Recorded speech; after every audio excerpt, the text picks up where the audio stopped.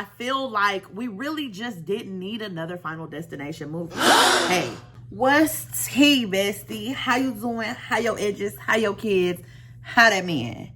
Girl, you know we don't give a damn how that man doing. Bestie, listen, it's been so many days and so many nights and so many days since we've seen each other. And listen, I've been slipping on my pimping. Hey, I'm taking full accountability in 2025. But I'm going to tell you what had happened. So after Sinners, I was completely like enthralled with the movie. I ended up watching it 5 more times. Jesus Christ. A total of 6 times I saw the movie, right?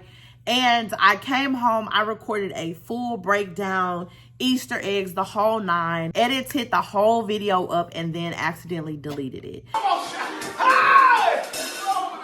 That devastated me so deeply that even after watching Shadow Force and getting to do a Q&A with the Steven Dr. Love, who is a producer on Shadow Force, I couldn't pick up the camera to record anything else. But I'm here. You see what I'm saying? I'm not going to let the devil win. I'm not going to let him in. We are back. And I want to talk about Final Destination Bloodlines because even though I said I wasn't going to see it, I actually did get to see it. And I have a few things to talk about. So we're going to get into it. My old man just died. I come in as a favor and now they want me to lock up.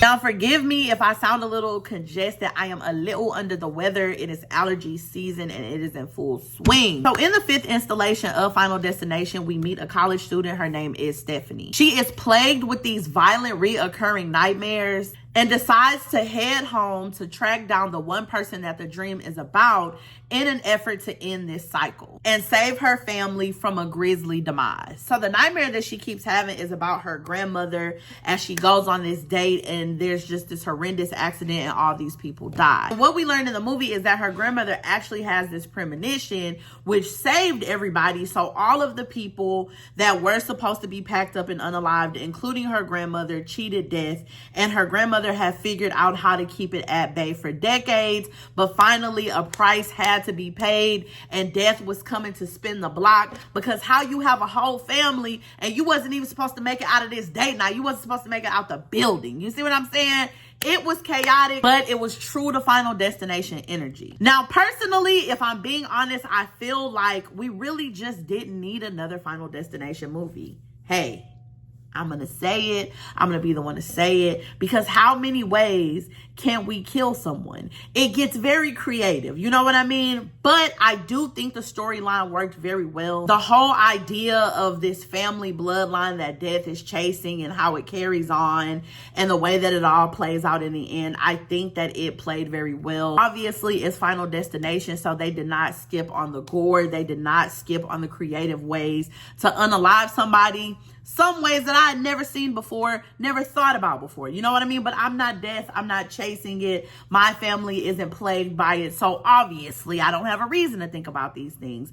And if you are into the blood and the gore and all of the creativity, then you will definitely enjoy this movie. The movie is entertaining in storyline and in action and everything that you see. It does deliver in those elements. I would be lying to you if I told you that it wasn't. I just feel like how many times? But I also feel that way about Fast and the Furious. But hey, I don't want to argue because... Salute me, familia. Now, this review isn't going to be very long because Final Destination isn't reinventing the wheel. They didn't do anything new or spectacular. They stuck to the things that very much worked for the franchise, which I can appreciate because it's given very much, if it ain't broke, don't fix it. As far as where this movie falls on the diamond scale for me, I'm going to take my personal feelings about not really needing a 5th version of this movie out. And I'm really going to look at, does this movie deliver as far as the Final Destination franchise? Does it hold true to what it is and the storyline all together? And if I'm looking at those points alone, then I would definitely have to give this movie a VS rating. I thought the movie definitely holds true to what it is for all of us who grew up on Final Destination. It delivers that nostalgia. Even in the cinematography and color grading, it still gives you that classic nostalgia of the original Final Destination. And it was absolutely entertaining. I will not lie. But obviously, I want to know what you think, bestie. Have you seen the movie? yet? Are you a Final Destination fan? Will you go and see the movie?